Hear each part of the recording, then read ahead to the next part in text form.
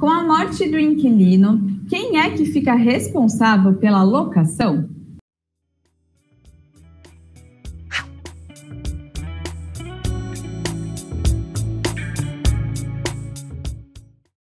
Oiê, eu sou a Tainara, eu faço parte da equipe de marketing do Grupo SP Imóvel e cá estou eu novamente com o Marcel de Toledo, que ele é o nosso diretor de marketing aqui do Grupo SP Imóvel e que por anos e anos ele atuou como advogado especialista no ramo imobiliário, além de já ter sido proprietário de uma imobiliária. Obrigada aí, Marcel, mais uma vez pela sua disponibilidade, estar aqui conosco.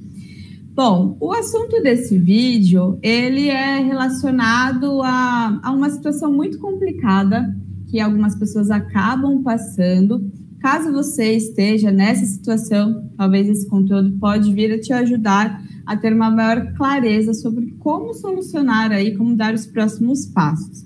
Que é com relação à morte do inquilino, que ele é tido como responsável ali pelo contrato de locação. Como as pessoas que ali continuam residindo, elas devem prosseguir, né, com relação a esse cenário. Então, Marcelo, explica aí para a gente, por favor. Vamos lá.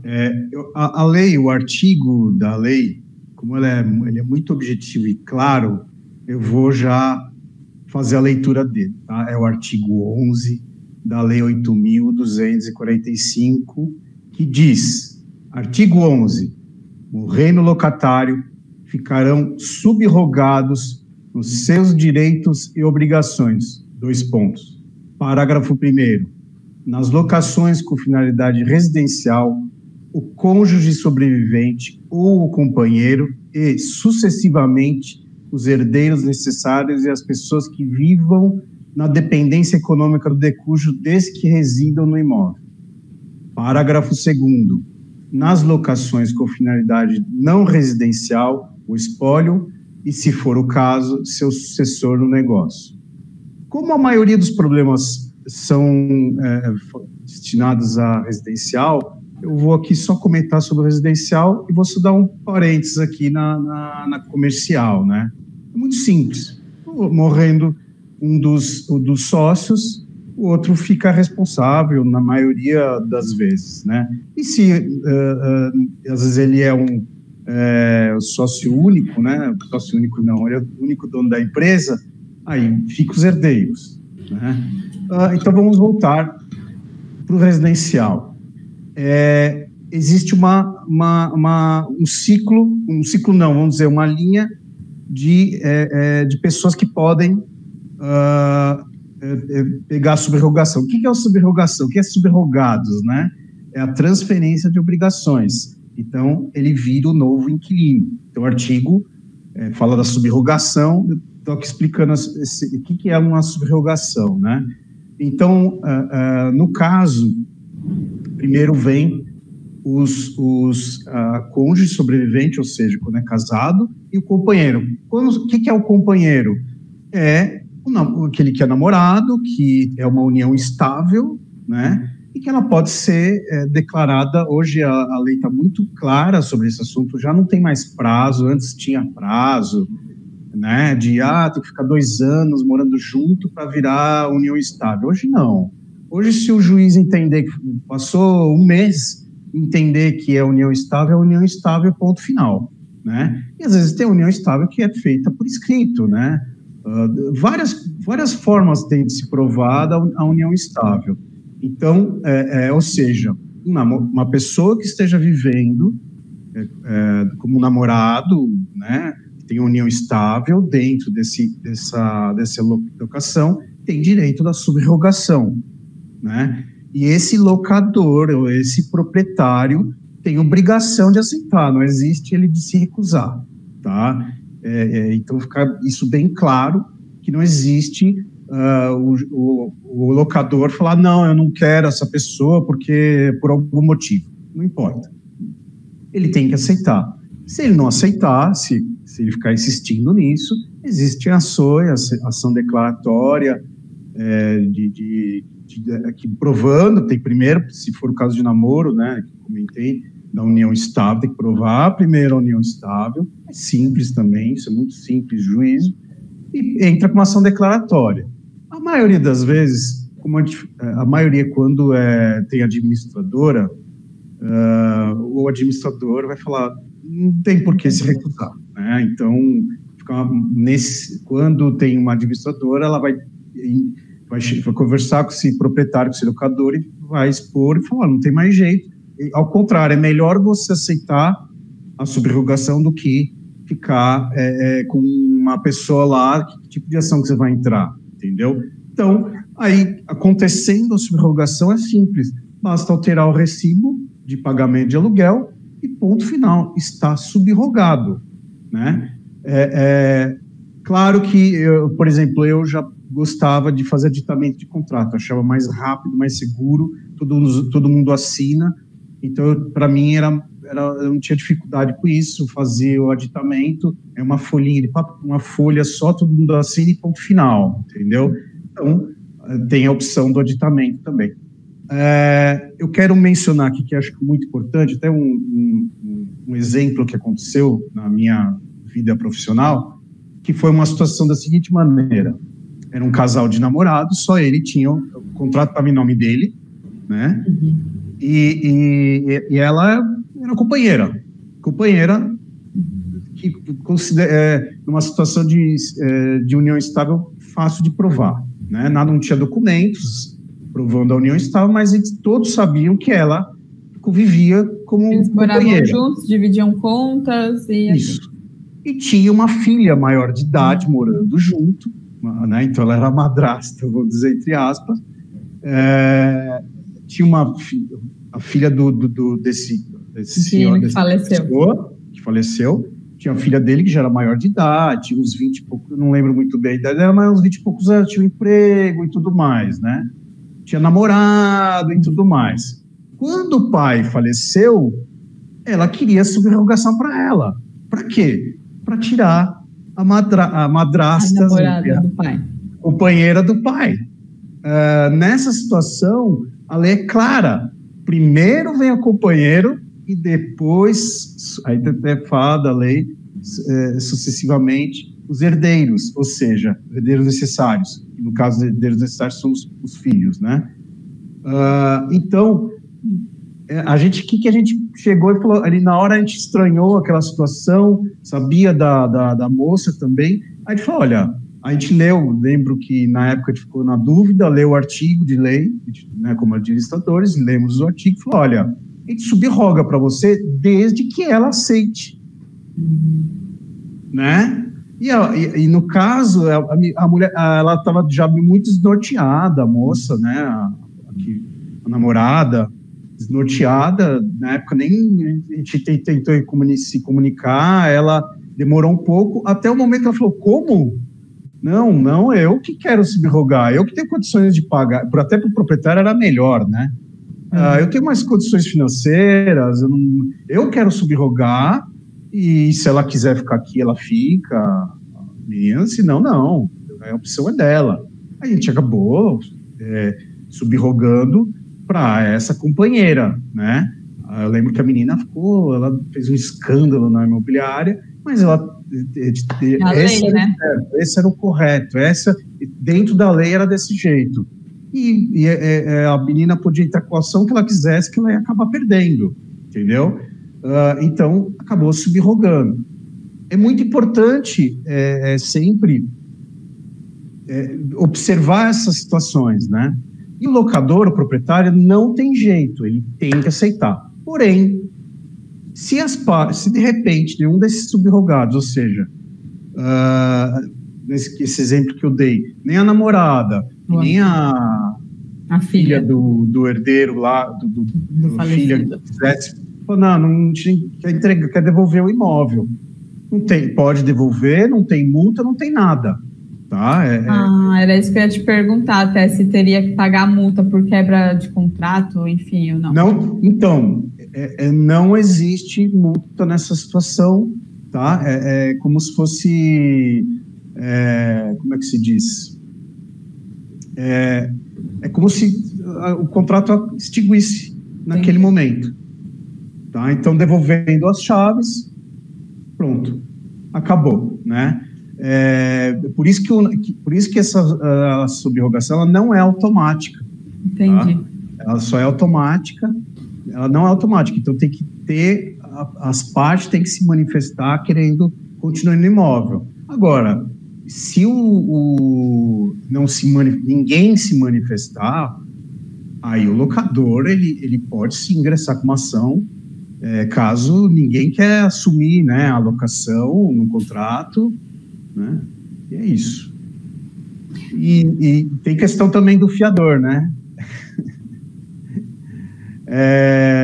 O fiador também, ele tem que ser informado, a questão, se tiver fiador, né, no caso de fiança.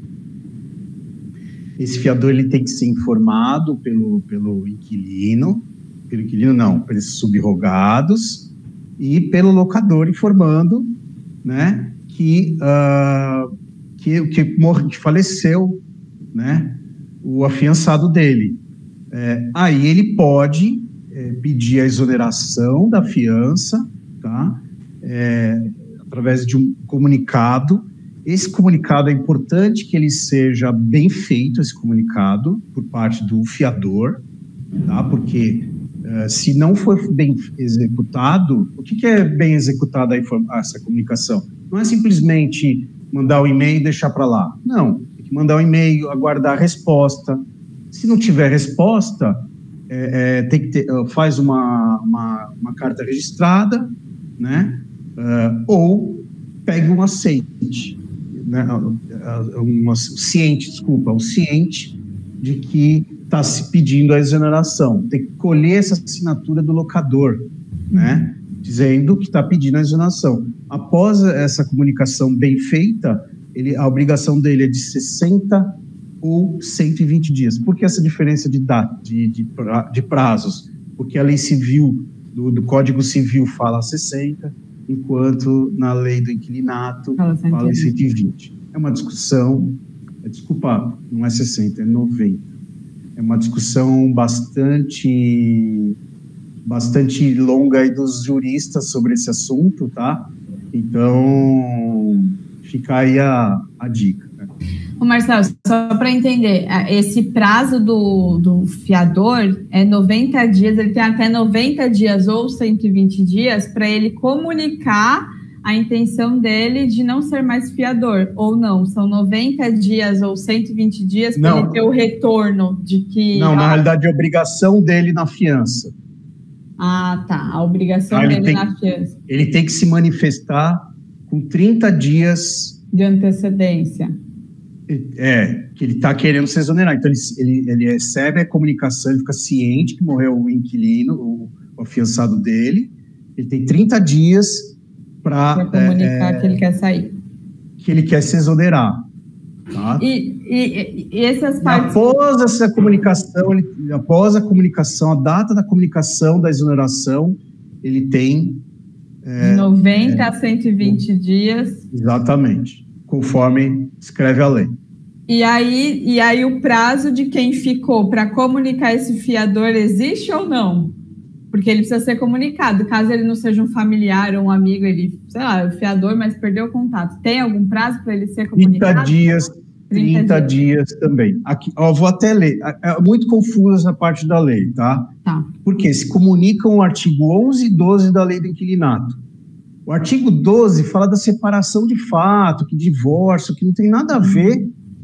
Foi um erro do legislador na época, acho que ele esqueceu de falar do artigo 11 e implementando o 12. Então, no artigo 12 da Lei 8.245, fala no seu inciso... no seu inciso primeiro.